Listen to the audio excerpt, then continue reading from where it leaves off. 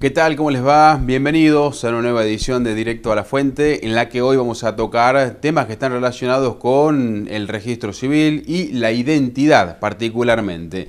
Nos van a estar visitando el director del Registro Civil de Salta y nada más ni nada menos que la asesora general de Incapaces para tocar un tema que también tuvo repercusión durante estos últimos días, como lo fue, por ejemplo, el cambio de identidad de género por parte de una menor de 10 años y además una persona mayor ya cerca de los 60 que también decidió el cambio de sexo en el DNI, de género en realidad en el DNI, y también tuvo hasta repercusión nacional. Así que hoy todos estos temas y un poco más vamos a ponerlos sobre la mesa e ir directo a la fuente a preguntárselo a las personas que tienen justamente decisiones sobre estos temas. Así que en esta nueva edición vamos a hacer referencia a estos temas. Quédense y enseguida empezamos a compartir el desarrollo y las entrevistas.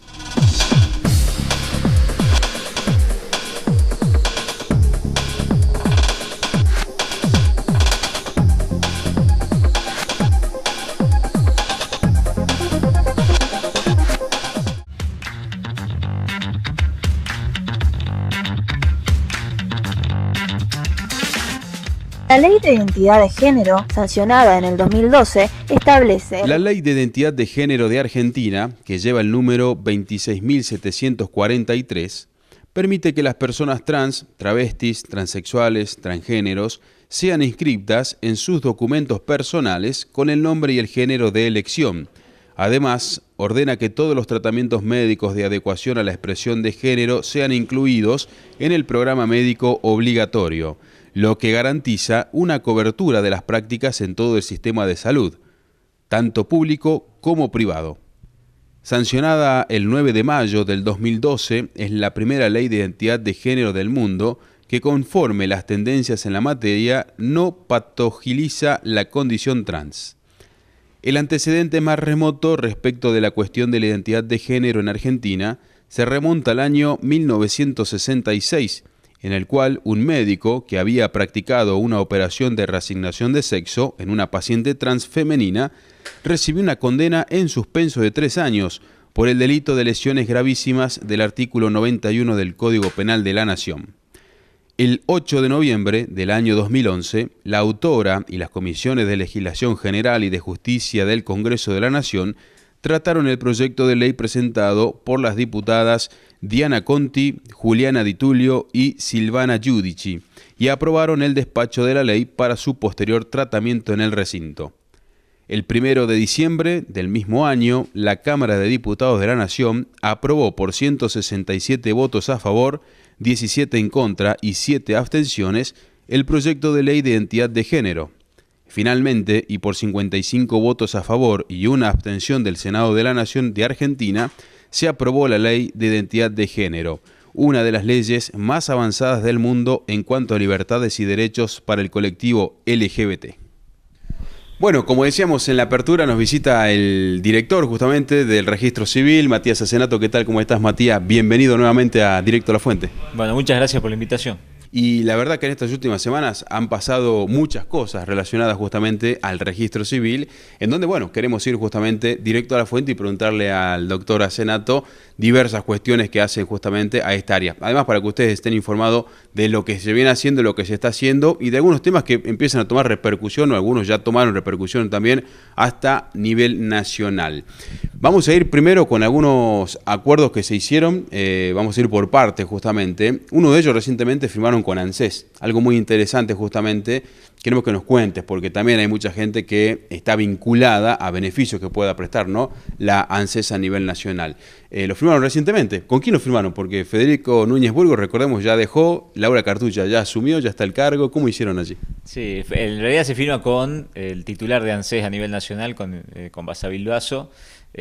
No fue una firma presencial, fue firma electrónica. Nosotros venimos trabajando mucho con lo que es la firma electrónica, así que con una computadora firmamos el convenio, se envía a Buenos Aires y en Buenos Aires se realiza el mismo trámite con firma electrónica y ya está, ya tiene la posibilidad de ese convenio de pasar a la etapa de resolución para que sea aplicable, ¿no? Bueno, justamente el acuerdo que se hizo fue pensando en las prestaciones, ¿no?, en los beneficios que puede dar la ANSES. Así es, aproximadamente ellos tienen una base de datos donde 13.000 chicos salteños, niños y jóvenes, están en posibilidades de acceder a algún beneficio, progresar, asignación universal por hijo. Los datos que no tienen en su base de datos son los datos filiatorios, es decir, quién es papá y quién es mamá. Datos necesarios para poder llevar adelante una acción en la cual concluya con un beneficio para alguno de estos chicos. Nosotros, a demanda, es decir, a pedido de ellos, vamos a enviar información respecto a los datos filiatorios que estén necesitando de cada uno de esos menores que ellos tienen como posibles beneficiarios de alguna asignación universal o progresar, como decíamos, y en ese caso ellos cruzarán los datos y podremos darle la posibilidad a muchos chicos de Salta que están en condiciones de acceder a un beneficio que puedan hacerlo. Todo esto se va a hacer además digitalmente. Como contraprestación de este convenio, nosotros enviamos información, pero ANSES nos equipa, nos va a enviar equipamiento, escáner, computadoras para poder llevar adelante el trabajo y obviamente vamos a hacerlo con ese compromiso de saber que de esta manera estamos ayudando a que un niño pueda acceder a un beneficio. Ahora, ¿qué es lo que venía pasando? Por esta dificultad tal vez no estaban pudiendo recibir el beneficio, lo querían tramitar y no podían recibirlo. Sí, o no lo habían tramitado nunca. Pero ANSES tiene, por el trabajo que viene realizando en todo el país, con el Estado en tu barrio y diferentes acciones, datos de que hay X cantidad de menores, tienen nombre, apellido, exactamente todos los datos necesarios para solicitarnos las partidas a nosotros. Y la búsqueda de la asignación universal por hijo de progresar es que llegue a aquellos que realmente lo necesitan. Bueno, este es un paso más para que pueda llegar. Se hace todo esto con financiamiento del Banco Mundial, es un programa especial que dura un año, programa de protección de niños y jóvenes, que ese convenio con el Banco Mundial lo ha firmado ANSES, y ANSES empieza a trabajar con los registros civiles. Hoy hay 4 de la totalidad de las provincias, Salta es la quinta que firma este convenio. Ahora, ¿qué pasaba con esta gente o cómo es el trámite ahora? Vos me decías que hay gente que nunca había iniciado el trámite tal vez y que estaba en condiciones de poder recibirlo, ¿no? ¿Ustedes se comunican con ellos para que sepan que justamente ahora van a poder ser beneficiados o dependerá si quieren ellos acceder al mismo, ya sea, como decías, la asignación universal o, por ejemplo, el progresar para estudiar? Sí, una mamá que tenía que ellos, o unos chicos, X cantidad de chicos que detectan que son de una zona social baja, donde el resto de las familias están con un plan social, ellos necesitan ese dato filiatorio de quién es la mamá para poder hacerle directamente la transferencia de lo que es en particular asignación universal por hijo. Progresar lleva un proceso de aceptación de la parte contraria, pero toda esa comunicación la va a hacer directamente la ANSES. Ahora, el registro civil, ¿qué va a hacer entonces? ¿Le provee de la información al ANSES o cómo es la modalidad? Sí, vamos a proveerle la información. Nos van a dar nombre y apellido de un chico, la fecha de nacimiento, el número de documento, y nosotros le vamos a decir quién es su papá, quién es su mamá, porque obviamente el depósito que se hace no se le hace al menor, sino a los padres, que tienen que cumplir con ciertos requisitos, no estar trabajando no tener algún trabajo registrado y diferentes cuestiones que hacen de que pueda ser una persona que esté en condiciones de acceder a un beneficio. Bueno, y veremos cómo va en las repercusiones, ¿no?, en este aspecto. Sobre lo mismo, digo, pensando en la era digital, también hace poco anunciaron que para el interior de la provincia, para que la gente no se tenga que venir a la capital a tramitar, por ejemplo, creo que era solamente para el acta de nacimiento, ¿no? Partida de nacimiento, perdón, sí. Que la iban a digitalizar para que las tengan directamente en las sedes del interior. Sí, a ver, el registro civil tiene hoy 8 archivos. El archivo donde están los libros, donde están los nacimientos, las defunciones, los casamientos, las uniones convivenciales. Esos 8 archivos están en Tartagal, en Orán, Joaquín B. González, Cafayate, Salta Capital, Metán y Rosario La Frontera.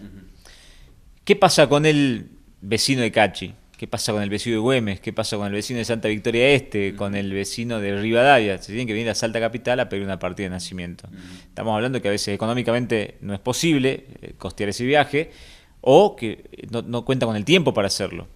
Entonces empezamos con un proceso de descentralización, como lo ha pedido el gobernador Urtubey, la descentralización de los servicios, donde vamos a trabajar de 3 maneras.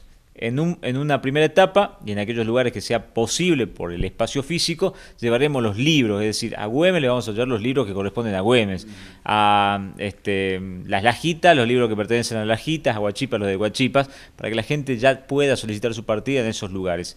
Y en aquellos casos donde físicamente no sea posible llevar los libros, vamos a trabajar de 2 maneras. Ahora ya lo estamos haciendo en prueba piloto en algunos lugares, que es a pedido del registro civil, porque el vecino va a ese lugar, enviamos la partida vía mail que nos piden. Es decir, en Santa Victoria Este va un vecino a la oficina del registro civil, quiere su partida de nacimiento, la solicita, en 48 horas le llega y se la entregan ahí. Pero estamos trabajando en la etapa de digitalización, de poder digitalizar todos los libros que tiene el registro para que la delegación de Rivadavia pueda directamente por la computadora bajar de la nube donde van a estar cargados las partidas, pueda bajarla directamente y en el momento entregárrsela, imprimirla y entregársela al usuario. Es parte de la descentralización que estamos haciendo, porque es inentendible que en el año 2018 tengamos que no podamos utilizar para el beneficio de la gente algo tan importante como es la nueva tecnología. Ahora, a ver, en los lugares que se digitaliza, se trabaja mucho con la digitalización, cuando no hay sistema, lamentablemente se frena todo, ¿no? ¿Cómo garantizar justamente el sistema, el internet, para que puedan trabajar justamente de esta manera? Bueno, este es un programa especial que no necesita ni siquiera internet. Directamente se carga en un archivo especial y directamente hay que bajarlo. Es casi como un pendrive, donde están todas las partidas de esa localidad. Claro. Ahora, ¿qué pasaba? ¿Por qué la medida? ¿Por qué la intención de tomar esta medida, Diego? ¿Había mucha demanda, muchos pedidos, tal vez reclamos de la gente de los lugares donde, como decíamos, no había una sede o más alejado de la capital? Reclamos había, pero particularmente porque vimos la necesidad. Me he dedicado en este último tiempo a recorrer toda la provincia y vimos la necesidad de poder ir corrigiendo estas cosas. Contamos con el personal, con el conocimiento suficiente como para llevar adelante estas acciones y lo que hacemos es simplemente aplicarlas. En 2 meses vos vas a estar pidiendo una partida de nacimiento desde tu casa y te va a llegar a tu casa. Y vamos a ir hacia eso también. Hay que simplificarle la vida al que va a realizar un trámite, ¿no? El que la necesite físicamente irá y la buscará del registro y el que no la va a recibir en su correo y la va a poder mostrar en los lugares donde se la piden. Claro. Bueno, ¿esto ya está vigente o están en un proceso tal vez de carga y no sé, hay algún periodo para que la gente ya pueda acceder de esta manera? Estamos en un proceso de digitalización y terminando algunos convenios necesarios para que, yo calculo que a partir de julio uno va a poder pedir ya las partidas desde su correo. Digo, esto también va en la etapa de la descentralización, ya ni siquiera tenés que ir al registro civil. Desde tu casa vas a poder pedir una partida, un acta de casamiento, un acta de matrimonio, siempre y cuando tenga los datos suficientes para que nosotros podamos buscarlo. Claro. Ahora, otro tema también relacionado al registro de las personas, ¿no? Todo aquel bebé, por supuesto, que nazca, ¿tienen que llevarlos exclusivamente al registro civil para sentarlo o donde nazca, clínica, hospital, ahí mismo lo tienen que hacer a la partida o al registro, digo? Bueno, primero, en cuanto a la jurisdicción, los nacimientos y los fallecimientos se anotan en el lugar donde ocurrieron.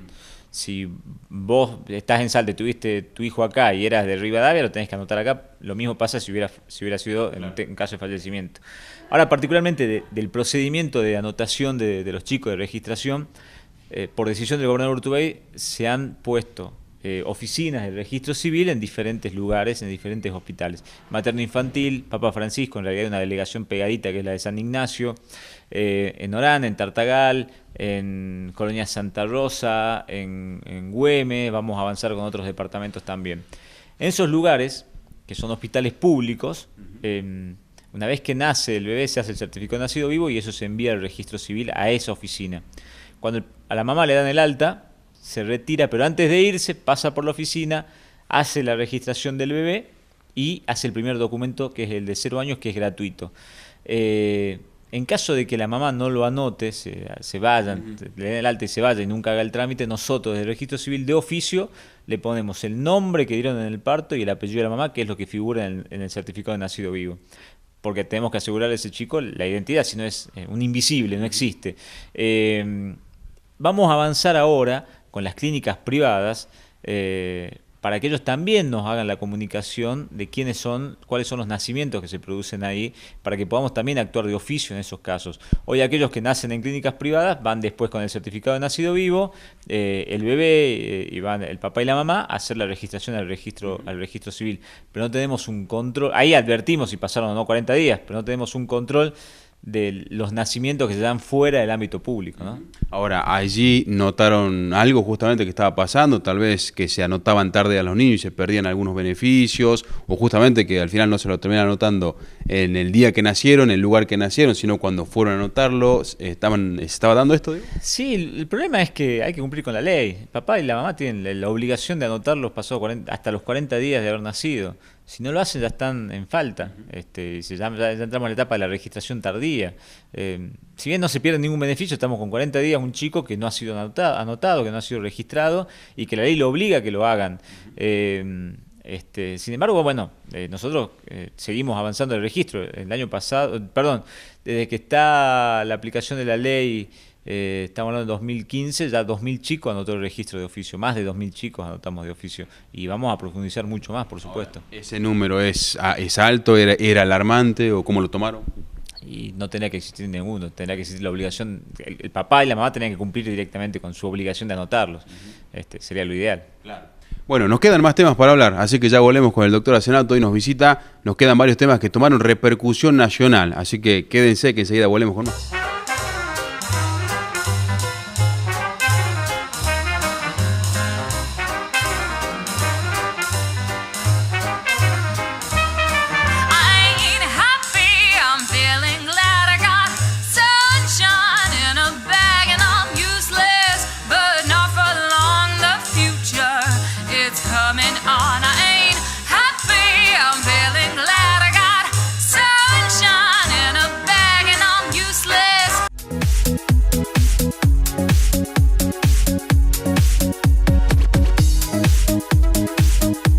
Juegos Deportivos Evita 2018. Inscripciones abiertas del 9 de abril al 4 de mayo para chicos de 11 a 18 años, adultos mayores de más de 60 años y jóvenes con discapacidad. Hay más de 30 deportes para elegir. Inscribite gratis en la Secretaría de Deportes, Entre Ríos 1550, de lunes a viernes de 8 a 14 horas. Sumate y que el deporte sea parte de tu vida. Ministerio de Cultura, Turismo y Deportes. Gobierno de la provincia de Salta.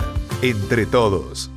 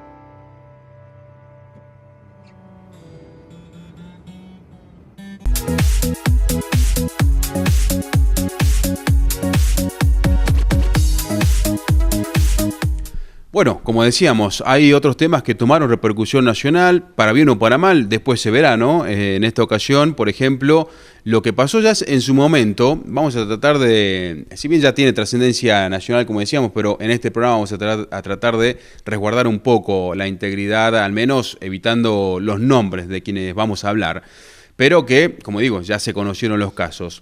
Un empleado de una organización, de un estamento, estatal nacional, que decidió optar por el cambio de identidad de género en el registro civil y tomó repercusión, pero porque se le dio el enfoque de que quería verse beneficiado con la jubilación para las mujeres, ¿no?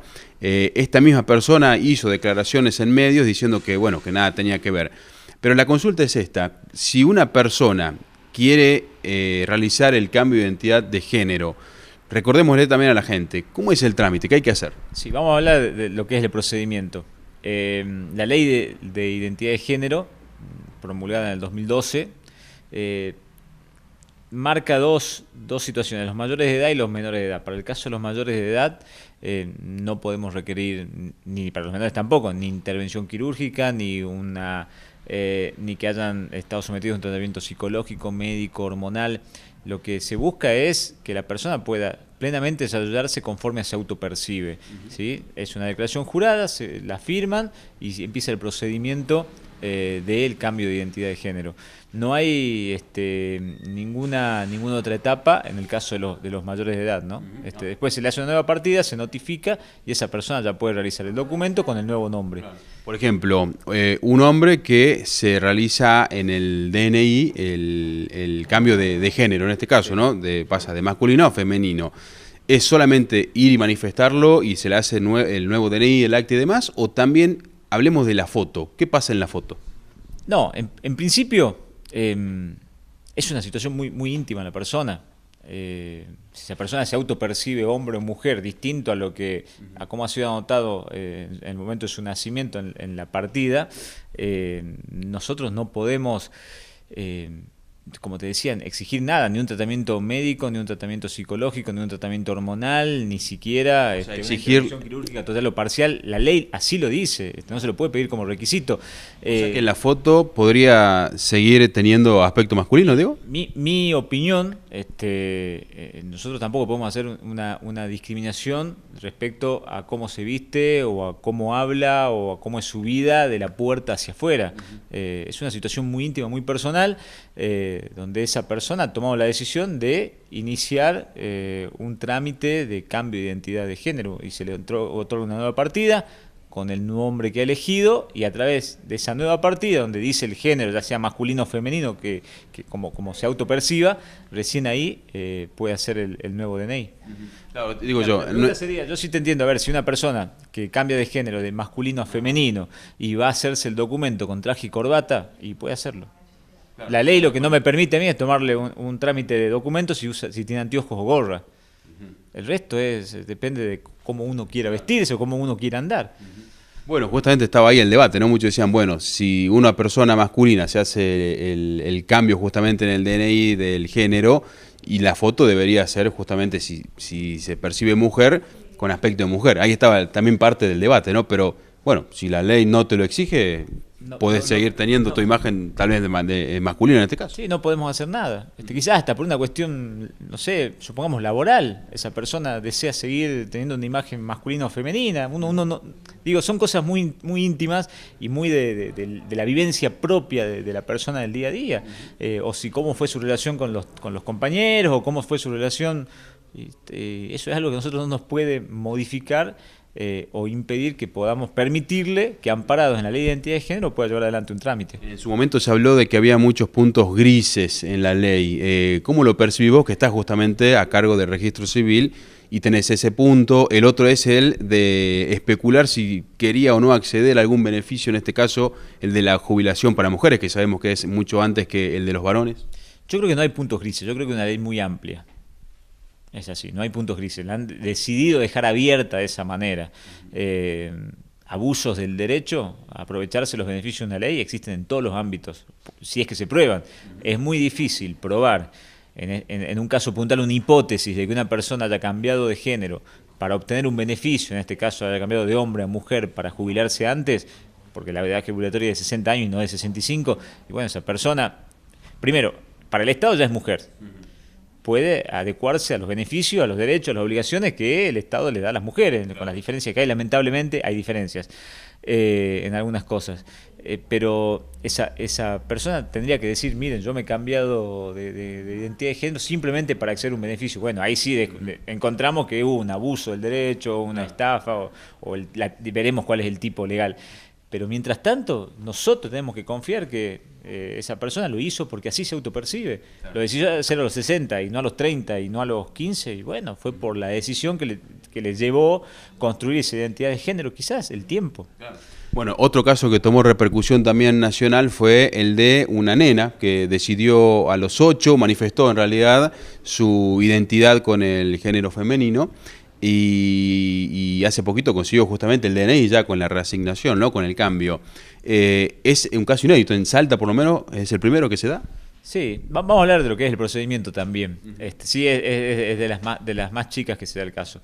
El artículo 5 de la Ley de Identidad de Género establece que para menores de 18 años tiene que hacerse el trámite igual que en mayores, sin exigir esos requisitos. Es decir, sin intervención quirúrgica, sin tratamiento hormonal, ni médico, ni psicológico, pero en este caso necesita el consentimiento de los representantes legales, en este caso de los papás. Habla de las capacidades progresivas en alguna parte también de ese artículo 5, pero que está de alguna manera, al tener el acompañamiento de los padres, los representantes legales, están supliendo esa falta de capacidad de la menor para esas decisiones. Habla de la necesidad de la intervención del abogado del niño, que por suerte aquí en Salta existe.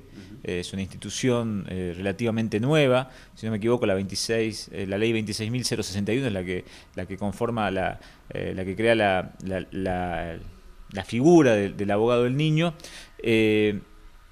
Porque, a ver, ¿cuál es el rol del abogado del niño? Es tratar de cuidar y poner sobre cualquier discusión que pueda existir en este caso el interés superior del menor. Porque así lo dice también la Convención de los Derechos del Niño, la Ley de Protección de niños, niñas y jóvenes y adolescentes. Y eso es lo que se hizo.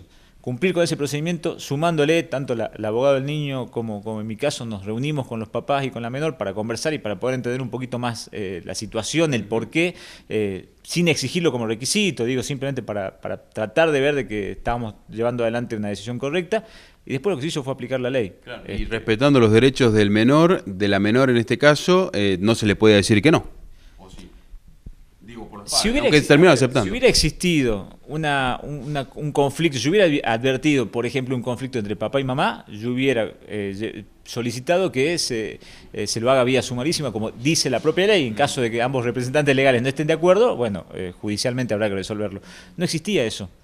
Estaba el acompañamiento de los papás, la menor también decía que ella quería llevar adelante este proceso. Me dio tranquilidad saber también que estaban con acompañamiento psicológico, la familia, el papá, la menor, y la intervención del abogado del niño también es una seguridad para nosotros de que ella, tratando de hacer prevalecer el interés superior del menor, iba a decirnos cómo también debíamos proceder. Había un acuerdo en general de todo eso y lo que hicimos fue llevar adelante el trámite, un dictamen legal, una resolución de dirección del registro civil, nueva partida y nuevo documento. Ahora, ¿crees que tomó tanta repercusión y fue tan impactante porque se trataba de una menor de 10 años que decidió justamente identificarse y sentirse del género, en este caso femenino, y que fue el primer caso? ¿Qué ves a futuro si se llegan a dar más? Yo tengo una visión particular. Yo creo que vivimos en una sociedad muy tutelar. Los papás decidimos mucho por nuestros chicos, en mi caso también, ¿no? Los chicos tienen un rol muy pasivo en la sociedad. No hay una edad prefijada de cuando uno construye su identidad de género. Puede ser antes de los 10, después de los 10. Creo que quizás estamos acostumbrados a escuchar, y por eso el impacto que nos da a nosotros un caso, particularmente por el tema de la edad, porque o porque demoran en algunos casos unos años más en construir su identidad de género, o a veces porque no escuchamos en su debido momento algunas cosas que nos dicen los niños. Y hablo en este caso de identidad de género como en otros tantos, ¿no? Claro. Pero tiene que ver también con la construcción social que tenemos nosotros. Y lo que impactó más que nada me parece que es por la edad que por otra cosa. Y Salta es considerada una provincia conservadora y también creo que eso reforzó el impacto. Claro. Bueno, antes del cierre de esta entrevista con el director del Registro Civil, la parte técnica ya nos va a comentar un poco más de los alcances la asesora justamente de menores. Firmaron hace poco también justamente un convenio en el que el Registro Civil va a aportarles, digo, en la partida de nacimiento que figuren los nombres de ambos padres, ¿no? del menor. ¿Por qué? ¿Qué venía pasando? ¿O cómo sería el trámite administrativamente? Sí, es una ampliación de convenio, ya se venía trabajando. Lo que vamos a hacer ahora es el envío digital de cierta información, en este caso de las partidas de nacimientos con filiación única, es decir, reconocidas por la mamá, no hay una filiación paterna, ¿sí? No figura el papá en la partida. Y de nuevo, buscando el interés superior del menor, el derecho a la identidad de que ese menor conozca quién es su papá, es que la asesoría avanza con estos trámites, que además lo exige el Código Civil en uno de sus artículos, no es una decisión discrecional, sino que además el Código así lo exige. Para acelerar los procedimientos, para una mejor comunicación y para seguir profundizando el trabajo que se está realizando, es que firmamos este convenio. El objetivo es poder configurar esa afiliación paterna y materna que tiene ese menor y resolverlo extrajudicialmente sin necesidad de que avance a una etapa judicial que tiene otros gastos, otro cansancio y otro esfuerzo judicial y esfuerzo económico distinto al que se puede resolver desde una etapa previa que es la extrajudicial. ¿Cómo sería en los casos nuevos, lo que venga? ¿Sí o sí ya tienen que asentarlos a los dos? ¿La madre tiene que decir sí o sí quién es el padre? No, a ver, la mamá cuando va y hace registra el nacimiento, si bien se le hacen algunas consultas del registro civil, ella si dice que es la mamá, no sabe quién es el papá, de todas maneras se hace la inscripción, obviamente, pero eso se envía, como es un caso de filiación única, a la asesoría para que ellos avancen de nuevo en convocarle a la mamá y poder avanzar y desde un ámbito tan importante como el Ministerio Público Popular puedan tratar de configurar esa identidad que tiene el menor. Y por último, en los casos preexistentes ya, mirando un poco para atrás, buscando la afiliación del padre también, ¿cómo van a hacer? ¿Se le va a convocar a la madre? Ya se está trabajando. La diferencia es que antes lo hacíamos en formato papel, la partida física, y ahora lo hacemos vía mail, mucho más rápido. Bueno, veremos también qué repercusión tiene, porque hubo voces a favor y en contra, ¿no? De esta medida, pero el objetivo, como explicabas, Matías, es el de la identidad del menor. Después se verá justamente si quiere o no hacer el contacto con el padre, depende, porque hay una variedad de casos también. Sí, es un derecho que tiene el chico recién nacido, que además él no puede decidir por sí mismo, y tiene que haber órganos, instituciones que trabajen para resguardar esos derechos. Como está la figura del abogado del niño, también están estos procedimientos que buscan eso, que el menor pueda llevar adelante una vida con el 100% de su identidad. Además, es un derecho fundamental el derecho a la identidad. No solo hablamos del nombre, es de todo, de saber quién es su papá y quién es su mamá. Bien, te agradecemos mucho, Matías. Gracias a vos. Le agradecemos, por supuesto, al director del Registro Civil. Muchos temas para hablar justamente y queríamos preguntárselo a él y por eso fuimos directo a la fuente. Ya volvemos con más porque vamos a ampliar aún más este último tema justamente con la doctora Mirta Lapaz, la asesora de menores. Quédense.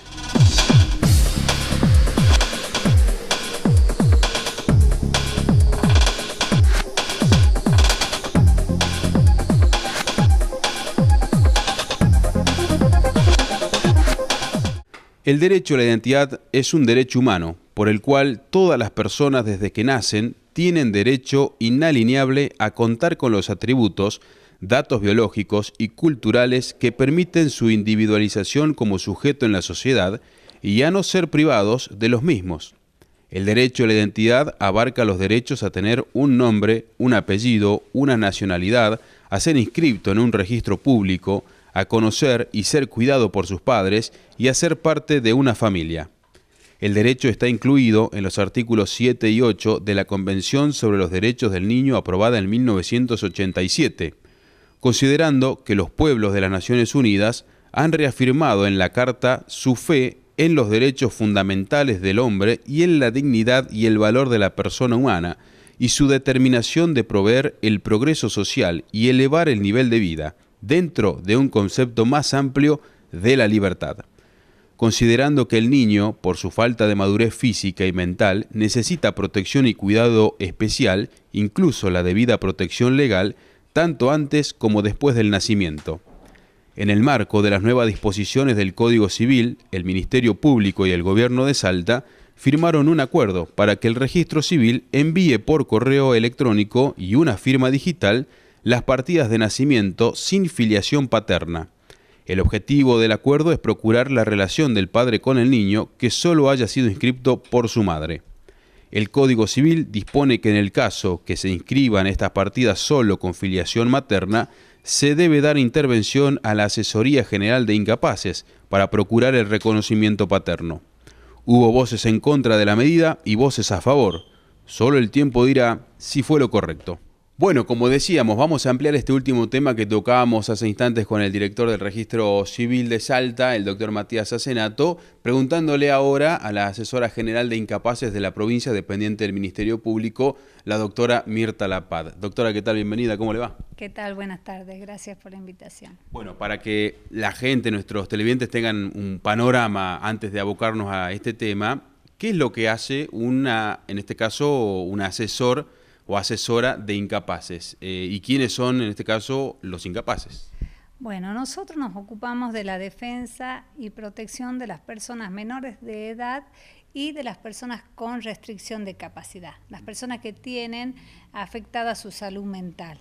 Digamos, en todos esos casos donde existe un proceso, sea judicial o donde se discute un interés de estas personas, sean los menores de edad o las personas con padecimientos mentales, interviene el asesor de incapaces sí o sí, porque la consecuencia, si realmente no interviene, es la nulidad de cualquier proceso, digamos, porque el Estado tiene un especial interés en proteger a este sector social que es vulnerable y entonces pone un magistrado que es independiente de los padres, los representantes legales, para que actúe en beneficio de esas personas. Actúa, para clarificar un poco también, cuando le está pasando algo a ese menor o a esa persona incapacitada, cuando le está pasando algo que le estén violando algún derecho, o bueno, pasando justamente alguna situación, ¿es ahí cuando tiene que actuar la asesoría? Así es, cuando existe vulneración de algún derecho, o sea, en la vida privada de las personas el Estado no interviene. Nosotros intervenimos si es que se discute algún derecho, algún interés. Digamos, así, sin que suceda nada, no tenemos ninguna intervención porque son cuestiones privadas o familiares de las personas, digamos. Ahora, cuando se discute algún interés o algún derecho, sí o sí tiene que intervenir. Claro, bueno, y ahí justamente entra, hablando de tantos derechos que existen, uno que tiene que ver con la identidad, ¿no? Pero en este caso haciendo referencia a los menores de edad y particularmente a los recién nacidos. Recién hablamos algo con Asenato, él nos clarificó un poco la parte administrativa en el registro civil, pero la asesoría, por ejemplo, con el nuevo Código Civil, ¿qué es lo que tiene que hacer? ¿Por qué ahora se pide que sea obligatorio que se declare justamente la afiliación de padre y madre? Porque hay casos en el que la madre figuraba solamente ella, ¿no?, en la partida.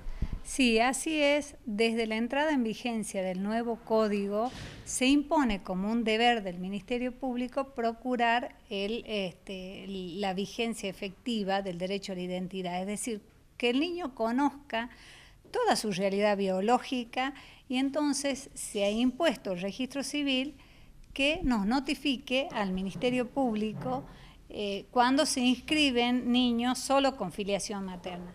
Con anterioridad también existía esta responsabilidad, pero como era opcional, no era obligatorio, digamos, y además dependía de la voluntad de la madre en el caso de que quisiera, digamos. Acá no es opcional, digamos, nos tienen que enviar y nosotros debemos procurar, en la medida de lo posible, saber quién es el padre, citarlo, hacer el reconocimiento, si es que es posible, de manera extrajudicial, o si no, iniciar la acción de filiación correspondiente. Ahora, me imagino que en la mayoría de los casos debe ser que la madre solamente es la que figura, ¿no? Pero debe haber casos al revés, ¿o no? que es el padre el que figura por alguna X razón que la madre esté ausente. No, en este caso es la madre, digamos, la maternidad surge del parto, digamos, o sea que en este caso, digamos, la filiación de la madre es indiscutible. Es del momento cero, entonces la filiación. La filiación materna. En esos casos, digamos, nos corren vista a nosotros y ahí nosotros procuramos, digamos, de que el padre se haga responsable. En algunos casos, la mayoría por suerte de los casos, los padres acceden, digamos. En algunos casos también las madres no quieren decir quién es el padre. En ese caso tampoco, digamos, nosotros podemos tener forma de saber quién es el padre. En otros casos tienen duda algunos padres que han tenido alguna relación circunstancial y que, bueno, tienen duda. En ese caso se hace un análisis de ADN previamente para certificar y puede ser que lo reconozca voluntariamente, y en el caso de que no quiera reconocerlo voluntariamente y nosotros sepamos quién es el padre, se inicia un reconocimiento forzoso a través de la justicia. Claro, bueno, justamente esto, ¿no? Hay una diversidad de casos. Por ejemplo, el que mencionaba, una mujer que, bueno, tiene al bebé, pero tal vez el padre, como se conoce, como se dice vulgarmente, se borró, se fue. Y tal vez la madre pues, dice, bueno, lo voy a sentar con mi nombre, no me importa que se haya ido, no me interesa que mi hijo no sepa nada de esta persona. Y lo asienta con el nombre de ella, por supuesto, ¿no? Este es un caso, por ejemplo. Hay otros que... por ejemplo, el de la duda, tuvo una relación tal vez pasajera y no sabe bien, no está claro de quién puede llegar a ser el padre, digo. En cada uno de todos los casos que pueda haber, la mujer decía, ¿no está obligada entonces a decir, bueno, a ver, él es el padre o yo creo que es él? En verdad, digamos, es su responsabilidad decirlo, porque si en el caso de que puede no decirlo, porque es una cuestión personal, pero puede tener consecuencias jurídicas también eso el día de mañana si el hijo quería saber, digamos, quién es su padre y ella le negó ese derecho, porque en realidad lo que se prioriza es el interés del menor, digamos, en este caso, se prioriza sobre el interés de los adultos. Por eso es que el Código impone esta responsabilidad al Ministerio Público, para que el chico crezca conociendo toda su realidad biológica. Ahora, en el caso que la mujer diga, bueno, él es el padre, o creo que él es el padre, a ese hombre, digo, para constatar que es el padre, entonces, ¿qué se le va a solicitar? ¿Es obligación que lo haga lo que le están por pedir? Claro, digamos, él, si no lo hace voluntario, si la madre dice tal persona es el papá, se lo cita, se le hace todo un informe, una información de puede ser el padre, que estos son sus derechos, estas son sus responsabilidades, digamos, se le cuenta de qué se trata el proceso y puede someterse al análisis de ADN si tiene duda de la paternidad. Y si no, directamente, si sabemos de que es afirmativo de que es el padre, porque dice la madre, se puede iniciar un reconocimiento forzoso a través de una acción de filiación, digamos. Entonces ahí se hace un proceso donde se produce pruebas, se interpone la demanda, contesta y se produce toda la prueba para demostrar si es o no. Y de ahí ya resuelve el juez de manera ya a través de una sentencia judicial, o sea, no es un cumplimiento voluntario, sino ya compulsivo. Y en el caso de asentarlo ya al padre también, justamente como el padre de la criatura, ¿no? ¿Se lo puede llevar por la fuerza pública que lo haga si es que él no se quiere hacer cargo? Porque puede decir, bueno, sí, yo tuve, pero no me quiero hacer cargo. Y bueno, pero por eso es un reconocimiento forzoso, digamos, hay indicios, hay pruebas aportadas en el proceso. Si esa prueba, digamos, da como indicador de que es el padre, el juez seguramente va a ordenar el reconocimiento, ¿no? O sea, más allá, porque en los procesos no depende de la voluntad de uno, no es que el proceso se suspende si que yo me presenté o no me presenté. Hay pruebas que se producen que van más allá de la prueba de ADN, que pueden ser presunciones. Claro. Digamos, entonces, en ese caso, ya con la prueba recolectada, que estuvo con él, que la conocían que era pareja, que tenían entonces se puede ir demostrando en el proceso. Y además, obviamente, la posibilidad de que no se presente a hacer la prueba de ADN es un indicador de que podría ser, digamos, ¿no es cierto? Así que bueno, eso depende ya de la valoración que hace el juez en el proceso, pero no significa de que si no se presenta no se pueda seguir el proceso. Claro. Si el proceso sigue, tiene cada uno una etapa, que es la etapa de defensa, de producción de prueba y luego de sentencia.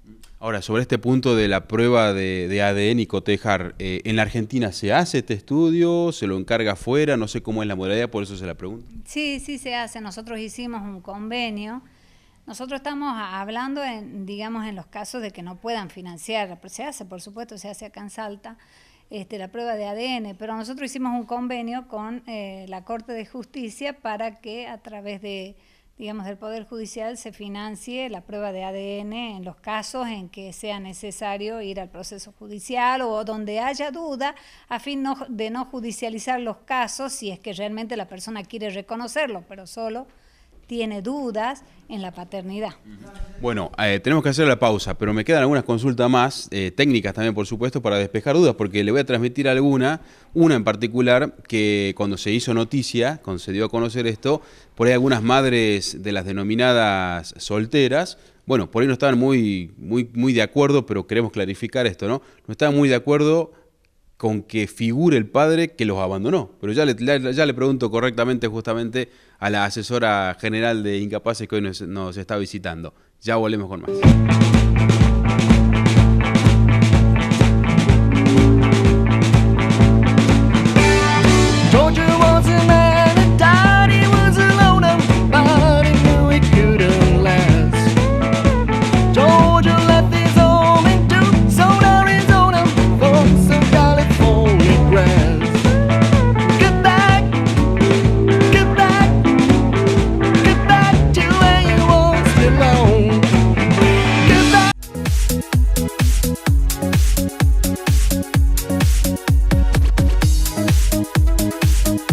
Juegos Deportivos Evita 2018. Inscripciones abiertas del 9 de abril al 4 de mayo para chicos de 11 a 18 años, adultos mayores de más de 60 años y jóvenes con discapacidad.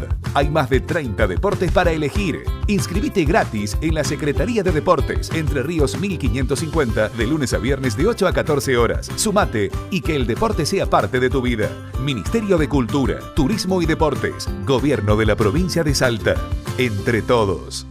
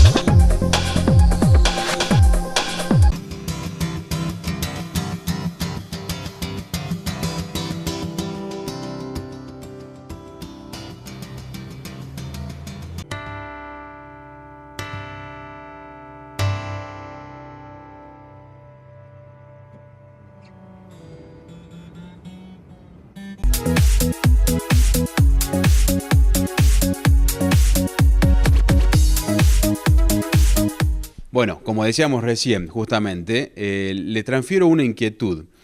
Cuando se conoció justamente que se buscaba la afiliación del padre también en las partidas de nacimiento, algunas de las mujeres, como decía yo, que se las conoce también vulgarmente como madres solteras, porque el padre o no se quiere hacer cargo o de a poco fue perdiendo el contacto, directamente la abandonó con la criatura. Por ahí algunas de estas mujeres no estaban de acuerdo que el hijo, que figure, digo, el padre del hijo también en la partida, ¿no? Porque decían, bueno, si se borró y se fue, ya está, ya fue. Pero justamente, ¿por qué quieren que figure? Lo volvamos digo, a clarificar y cuál es el objetivo que persigue justamente esta registración. El objetivo que se persigue es que el niño conozca su realidad biológica desde el origen, más allá, digamos, del compromiso que asuma o no el padre o la madre, digamos. Igualmente, puede que el padre no quiera voluntariamente, pero existen procesos judiciales y existen responsabilidades cuando uno tiene un niño, digamos, cuando es padre o cuando es madre. Y eso va más allá de la voluntad de las personas, no es voluntario. Hay procesos judiciales que esto genera derecho alimentario, vocación sucesoria, responsabilidad, porque tienen lo que es el régimen de responsabilidad parental que tienen ambos padres para decidir de la vida de los menores. Todas esas consecuencias genera, digamos, el reconocimiento. Y no se prioriza la voluntad de los adultos, sino el derecho al niño a conocer su realidad. Y en eso pone el acento. Ustedes saben que este código es un código de avanzada que pone mucho el acento en el reconocimiento de derecho, en el reconocimiento de las capacidades. Se habla, por ejemplo, respecto a los niños, mucho de la capacidad progresiva. Hay ahora la posibilidad de que hagan jóvenes adolescentes actos por sí mismos, sin sus representantes legales expresamente reconocidos con el patrocinio jurídico de un abogado, digamos, especializado en la materia.